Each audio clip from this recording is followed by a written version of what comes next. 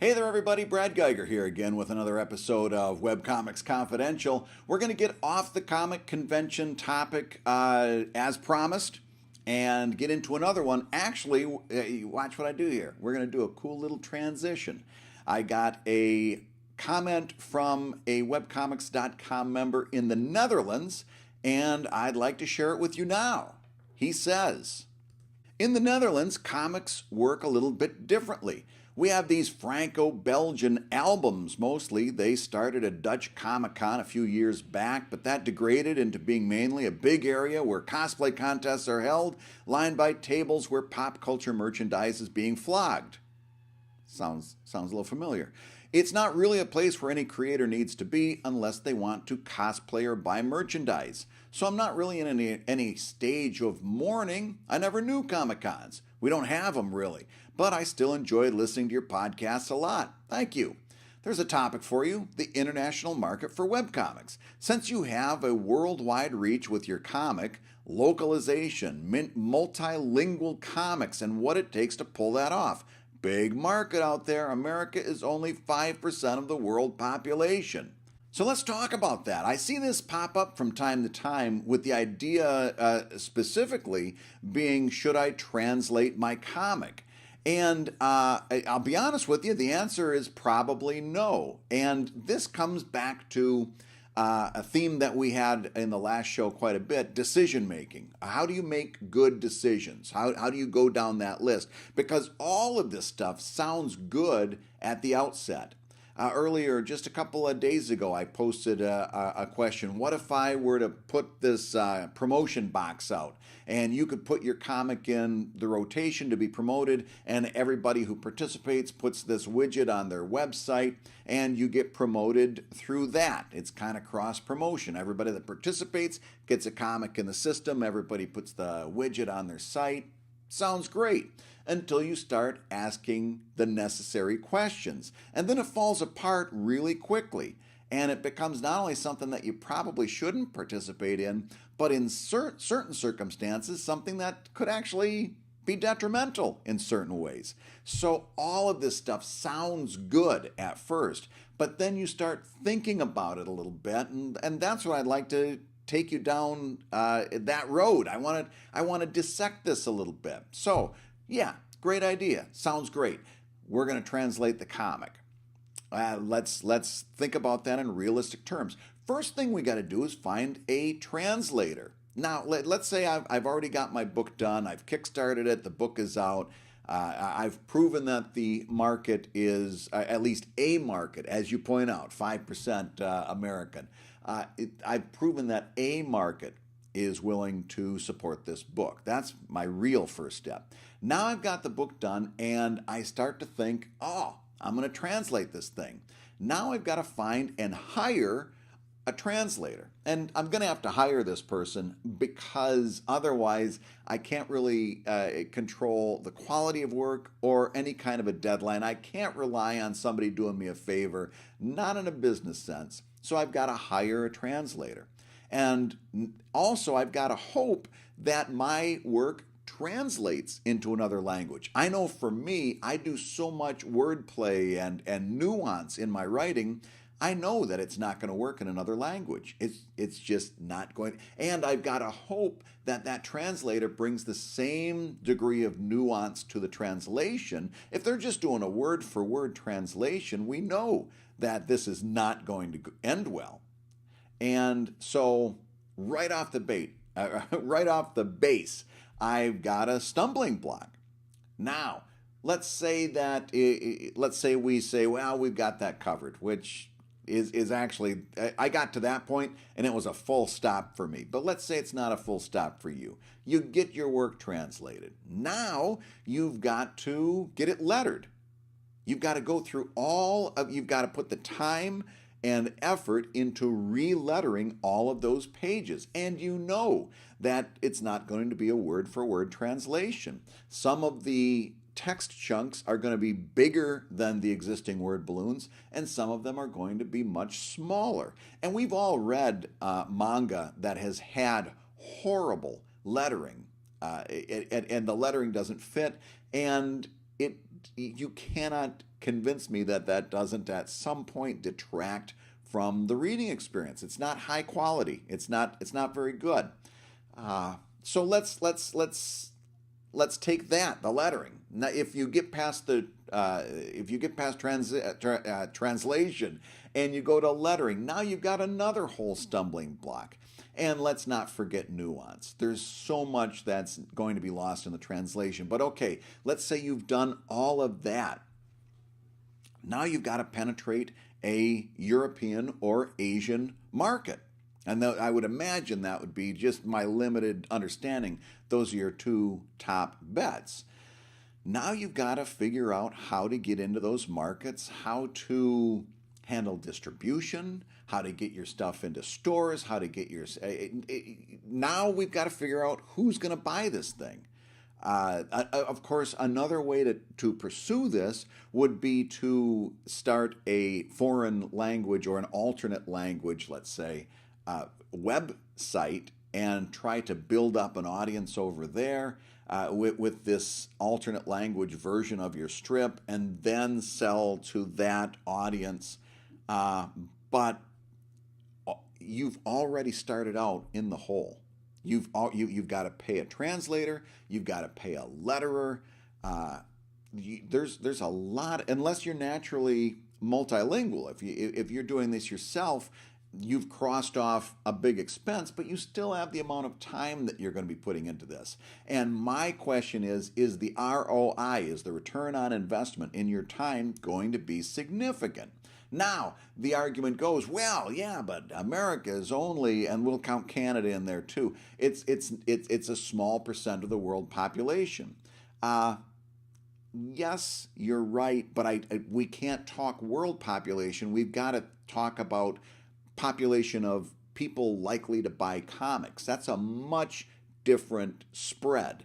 I don't know that American comics is as low as 5% of the overall comics buying public. I wouldn't be a bit surprised to find out that the European markets and the Asian markets are way better than the usual person over here in the States is willing to admit, right? They think that most people around here think that comics are just Marvel and DC and Image and webcomics and stuff like that. They don't realize there's a burgeoning Asian comics market. There's a huge and very vibrant European market. I'm not going to argue that it's not big. And I'm not going to argue that America is probably the smallest part of all of that. But you've got to take that into account and wonder, is this real? Am I going to put out a product that is so good that it's going to compete on that European stage, where I would be? Now, this is a conversation I've gotten into with Corey Cassoni, who did a lot of this kind of work when he was over at Oni Press before he became the business manager for Toonhound and PvP. And I remember distinctly him saying, yeah, you know what, that's a really good point, that there's a bigger market than just the American market. But the other question that you've got to ask is, will those people in those markets accept American comics? Or the idea I got from him was that they kind of consider American comics to be of a lower quality to begin with. So now you've not only got to figure out how to penetrate that market, but now you've got to come into that market knowing that the people in that market may look at you as lower quality. And in some cases, they may be right. The question is your comic going to compete on that bigger stage? Now, take all of that, and by the way, that was 10 minutes worth of thinking, and it raises some really good questions. Is there going to be a return on investment of the time that I sink into this? Should I do it? Take all of that. Oh, and by the way, I'll jump ahead a little bit. You're going to take a look at somebody like Asterix back there, and you're going to say, well, geez, Brad, that didn't start out in English. That's a translation. I'm not saying that that kind of thing at a certain level isn't going to be a choice that you could make. Once you've really, really perfected your craft so that you're doing stories that you know that you're hitting, and you've got a really good idea that perhaps as a translation this is still going to work. And that's probably your best top level. I guess Tintin, Tauntaun is another one. However, for people like me, for guys, for creators like you and me, I don't know that this is something that we need to be spending a whole lot of time with, especially considering that the whole premise of this comment is completely wrong. It's assuming that I'm not already penetrating an international audience, and I am. All I got to do is look at my last couple of Kickstarters and see all of the books that I'm sending to Canada, Mexico, Europe, and Australia. A huge amount of comics fans over in Australia. I'm already penetrating this market. I'm not going to say huge. That's become like a meme. I'm already getting my work onto an international market in its native language. I really don't need to chase my tail trying to figure out penetrating a foreign language, because I've already got my work on an international stage. Okay? I don't know that the ROI is worth it. I don't think the return on investment works. I don't think it's a great idea. And it's important to go through and start asking those hard questions. Here's the real problem. As creators, we get really excited over ideas and concept. It's what we do. It's what we live for. We live for ideas and concepts. Okay? And we get excited about them. This is something that we live for, and we don't like to, we like to ask what if, and we don't like to be burdened by reality. And when you're writing, when you're creating, and when you're drawing, these are great things to have. When you start to make business decisions, when you start to think about promotional, like that example of the widget that everybody's going to plug their comic into, when you start to think about those kinds of issues, you've got to step away from being that creator that's excited about ideas, and you have to start thinking in real, solid, firm steps. You've got to start asking the tough questions. It means this whole thing of being a webcomic artist, it very much means being a little bit schizophrenic, or that's probably not, that's a misconception, but it means having multiple things that you're good at and knowing when to step out of creator mode and step into business person mode and say, okay, let's take a look at this for what it is. We've got a promotional opportunity. It's a widget that I can plug my comic into. Now, as a creator, as a person that's excited about ideas, that is very intriguing. And it's very easy to just say, yep, count me in, because let's face it, anything that gets my work out there is good, which, by the way, complete fallacy. And it's a great way to make sure when you start making decisions like that. Here's another one that I hate to see when I see somebody say it. Well, that's $20 I didn't have. If you make decisions based on that's $20 I didn't have, or anything that gets my work out there is a good thing, when you make those kinds of decisions, you are guaranteeing that you hold yourself back. You're guaranteeing that you stay at the amateur level for much longer than maybe you should. You have to make decisions based on real life, what's going to actually happen. Okay, so let's take that other example in terms of decision making. Who's going to run it? Who's going to run that widget? Who's going to enforce content on that widget? If I put this widget on my site, am I going to have a bunch of content on my site that I don't like, and it's going to maybe send my readers off into a tizzy? Of course, they're going to keep porn, those monsters that do porn. They're going to keep porn and violence off of it. But what about political stuff? What about concepts and ideas that my readers are not going to feel comfortable looking at on my, and how, when they see that on my website, how does that reflect on me? That's a big one that you've got to think about. Who's going to enforce it? Who's going to keep that person from putting their comic in or their ad in on Tuesday, putting the widget up on their site on Wednesday, taking it down on Friday, and leaving their ad in the system? By the way, if you really go on a cutthroat level, that's the best way to participate in a system like this. It's not honest. It's very dishonest. It's not a moral decision. But from a cutthroat standpoint, how many people participating in that are going to make moral, honest decisions? There's going to be a percentage of them that don't. And those are just the first questions that you should be asking. You should be, if you're really serious about making your webcomic a business, if you're really serious about taking it to that next level, you've got to start asking those kinds of questions. And you may find that you're saying no more and more often than you used to. And that's called making good decisions. Stepping back and thinking this stuff through, 9 chances out of 10, you end up saying, that's not a great fit for me. Doesn't mean that it's not a good fit for somebody else, but it's not a good fit for me. Okay? So that's probably one of the core concepts to concentrate on, particularly as we're going through this next year, as we're trying to all improve and do better.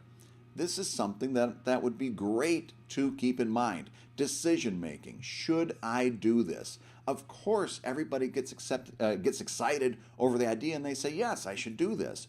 Your job as a good business person is to go through and ask the hard questions.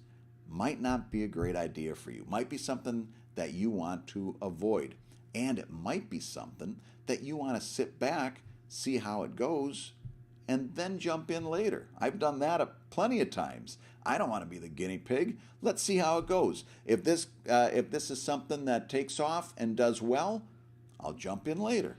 They'll still want me in August as badly as they want me in April. Let's see how this pans out. And by doing that, here's the big payoff for all this. Instead of getting distracted by all these swirling things, because this is just this week that a couple things come up. There's going to be something come up next week, and the week after that, and the month after that, and the month after that. And if I allow myself to chase my tail, running in circles with all of these things, what am I not doing? I'm not keeping my eye on the real focus, and that is making my comic better, reaching out, getting deeper on my comic, improving my art skills, improving my writing chops, taking a look at some of my older stuff with a really critical eye now that I've got a little emotional distance from it, and asking myself, how could this have been better? So that's a tough question to ask yourself if you're really being honest. It's crucial. You got to do that with your old work. But if you're spending your time doing all this stuff, how can I do a little widget on my site with a CSS and I can make this happen and that?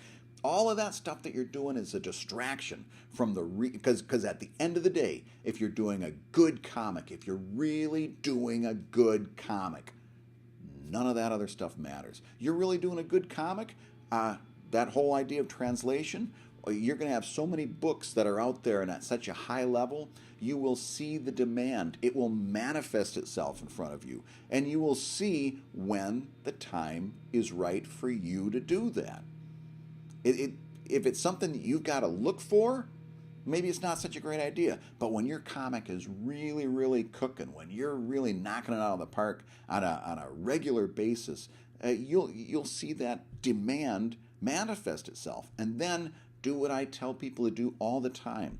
launch this thing on a crowdfunding platform. Specifically, I would say in this case, with the translated comic, it would be Kickstarter. Kickstarter is a great way to find out if you are ready for the market or if the market is ready for you.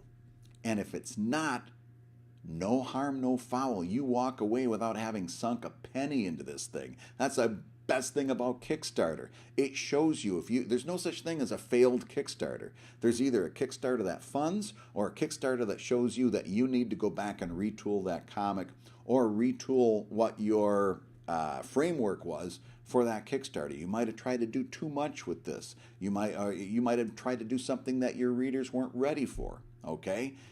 No such thing as a failed Kickstarter. It's just free market research.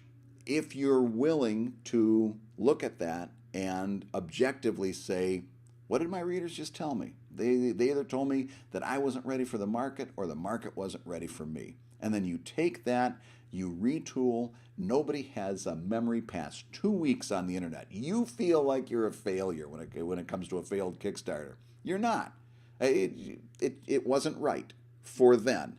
Retool, come back next month. You can launch another Kickstarter. Nobody's going to remember that first one that didn't take. And if you learn your lesson from the old one, that next one will float.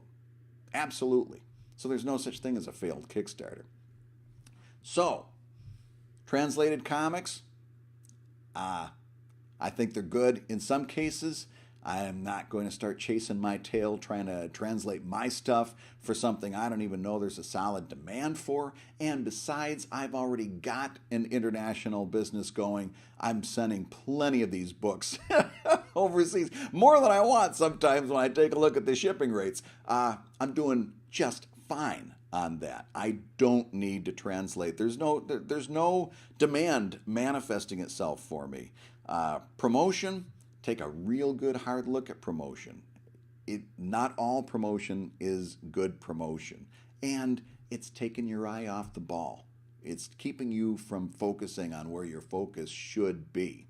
And Kickstarter. I don't know how we got to Kickstarter, but I'll wrap that up. No such thing as a failed Kickstarter. You are not a failure. There's no such thing. You're someone who is learning lessons. And if you don't think that everybody I know we look around at everybody in webcomics and we see their Facebook pages and their Twitter, and they're all doing great stuff, and they're succeeding at this, and they're succeeding at that, and they're getting this award, and they're getting that accolade, and it feels like you're the only one that isn't. Well, listen, all of us have had to learn tough lessons. All of us have had to deal with failure. We don't put them on Facebook 9 chances out of 10.